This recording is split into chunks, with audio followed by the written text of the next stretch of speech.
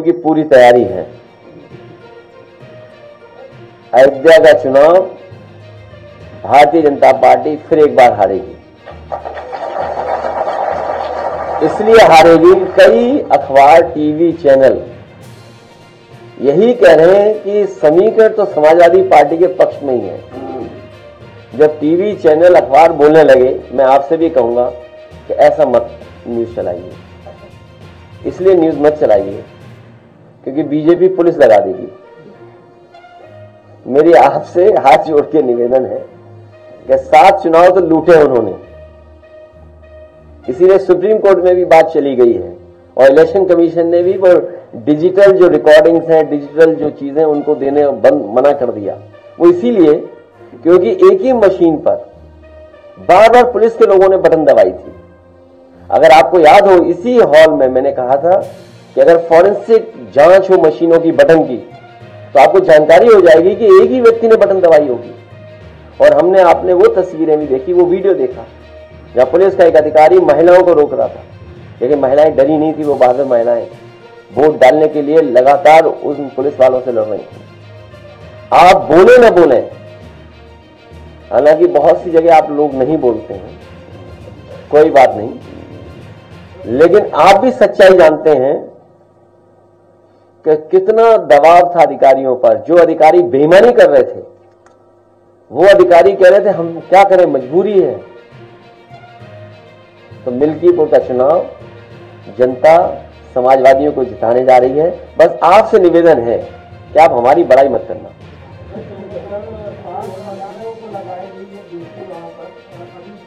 अगर आप विभाग देखोगे उन मंत्रियों का, वो सब लूटने वाले लोग हैं, विभाग लूटे हैं। आप बताइए किस विभाग में नहीं आ रही हैं शिकायतें? किस विभाग में शिकायतें नहीं?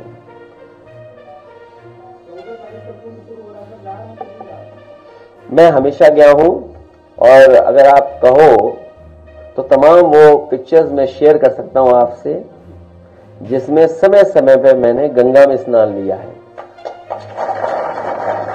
कम से कम वो भी शेयर करें जो दूसरों को कह रहे हैं कि गंगा में नहाओ।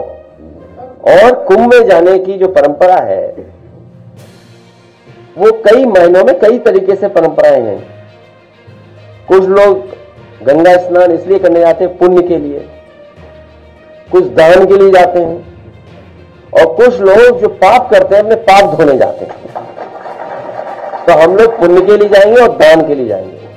हम अपने कार्यकर्ताओं से कहेंगे कि अपने मन में ये बात रखें और उस समय जो फैसला ले सकते हैं फैसला लीजिए।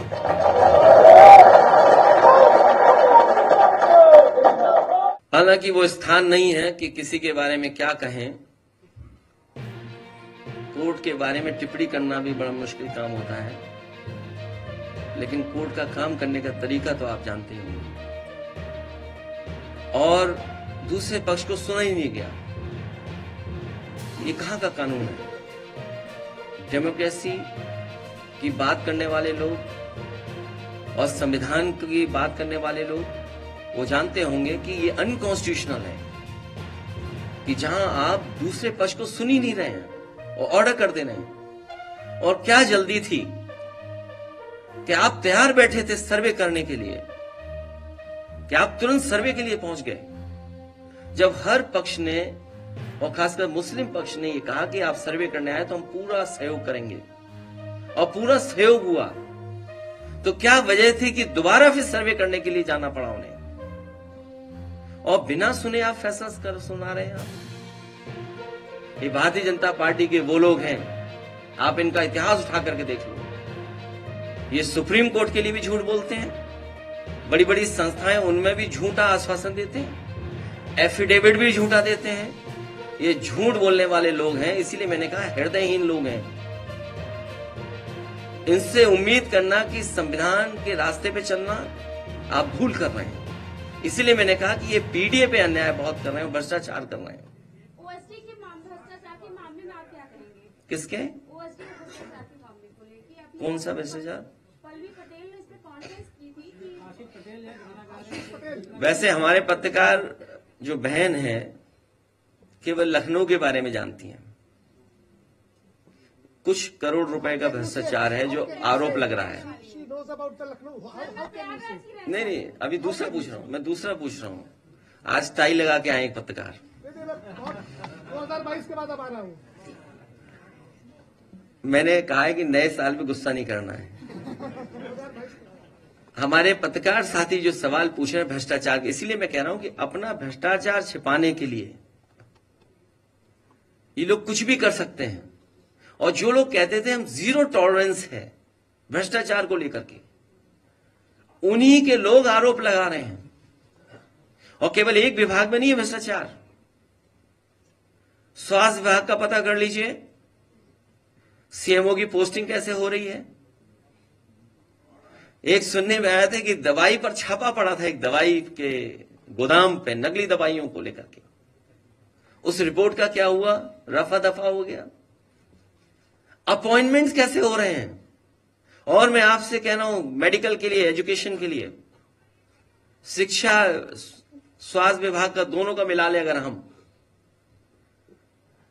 यहां से बगल में लोहिया इंस्टीट्यूट है, हमें इस बात की आपत्ति नहीं है कि किसी प्रदेश के आए और हमारे यहां नौकरी करें, कोई आपत्ति नहीं हमारे उस पर। लेकिन सवाल यह है कि एक ही इंस्टीट्यूशन के इतने लोग कैसे नौकरी पा रहे हैं। 250 लोग नौकरी पा रहे हैं, एक दो कोचिंग की उसी इंस्टीट्यूशन से। सैफी मेडिकल यूनिवर्सिटी में, वहां पर नौकरी 2 इंस्टीट्यूशन से पा गए सब लोग। पीजीआई जो सबसे प्रीमियर और प्रेस्टिजियस है आपकी संस्था, वहां पर कितने पा गए नौकरी, पता करिए आप। और फिर एक सड़क के बारे में मैंने कई बार कहा आपसे, क्योंकि मुख्यमंत्री जी एक्सप्रेसवे क्या होता है वो जानते नहीं है।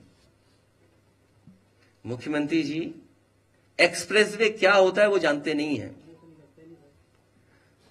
और एक्सप्रेसवे को लेकर के समाजवादियों को कितना बदनाम किया गया।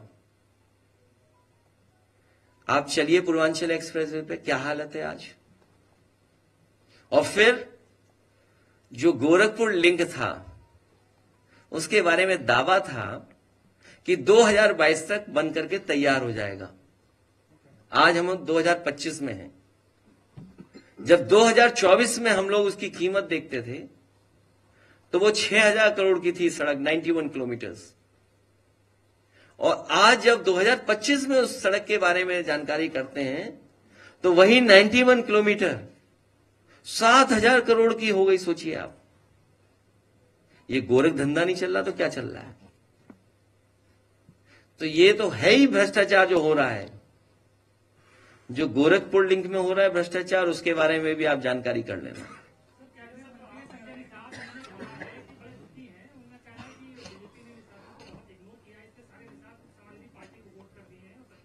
वो अपना रेट बढ़ा रहे हैं।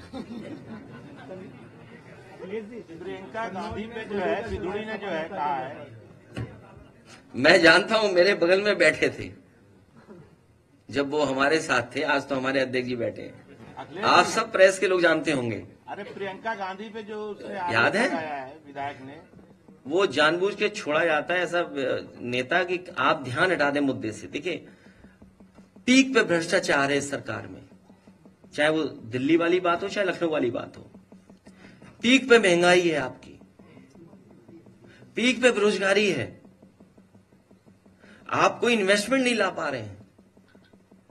दुनिया में जब आप खड़े हैं और कहते हैं हम 5th लार्जेस्ट इकोनॉमी है, अगर 5th लार्जेस्ट इकोनॉमी आप हैं तो जिन लोगों को आप फ्री राशन दे रहे हैं उनकी पर कैपिटा इनकम क्या है। मैं अभी पत्रकार साथियों आपसे कहना चाहता हूं कि अगर आप उनके मुंह से ही निकलवा लो कि जिन लोगों को राशन दे रहे हैं उसकी पर कैपिटा इनकम क्या है, कभी भारतीय जनता पार्टी के लोग नहीं बताएंगे। तो अगर 5th लार्जेस्ट इकोनॉमी है और 3rd लार्जेस्ट इकोनॉमी बनने जा रहे हैं तो अनएम्प्लॉयमेंट क्यों है इतना, सरकारी नौकरियां क्यों नहीं मिल रही हैं, जॉब्स क्यों नहीं क्रिएट हो रहे हैं। और फिर इतने इन्वेस्टमेंट की जो बातें की गई थी बड़ी बड़ी, 40 लाख करोड़ का इन्वेस्टमेंट आएगा, कहां है इन्वेस्टमेंट। अब तो दूसरे प्रदेश के लोग इन्वेस्टमेंट मीट करने लगे हैं, आपकी इन्वेस्टमेंट मीट पुरानी हो गई। अब तो 2-2.5 साल हो गए होंगे उसको लगभग। तो 2-2.5 साल पुरानी जो आपकी इंडस्ट्रियल पॉलिसी थी उसमें जब कोई इन्वेस्टमेंट नहीं आया, जो और प्रदेश इन्वेस्टमेंट मीट कर रहे हैं, तो वो तो नई इंडस्ट्रियल पॉलिसी बना रहे होंगे, नई तरह की सुविधाएं दे रहे होंगे। तो इन्वेस्टमेंट आपके आएगा कि उनके आएगा? और दुख की बात तो यह है कि देश के प्रधानमंत्री जी भूल गए यहां के 40 लाख करोड़ के इन्वेस्टमेंट को और वहां के इन्वेस्टमेंट के लिए अपील करने जा रहे हैं। और बात आगे तक जाएगी तो सुनने में आया है कि मिलने मिलाने का व्यवहार का हिसाब किताब पूरा हो रहा है। वो अपने कार्यक्रम में नहीं बुला रहे हैं तो वो दूसरे कार्यक्रम में नहीं जा रहे हैं। अगर वो अपने कार्यक्रम में नहीं बुला रहे हैं तो उनकी तस्वीरें होर्डिंग से हटा दी जा रही हैं। जरा गौर से देखिएगा। तो जो लोग किसान को आय दोगुनी नहीं दे पा रहे, वो इसी तरह की भाषा इस्तेमाल करेंगे जिससे कि मुख्य जो सवाल है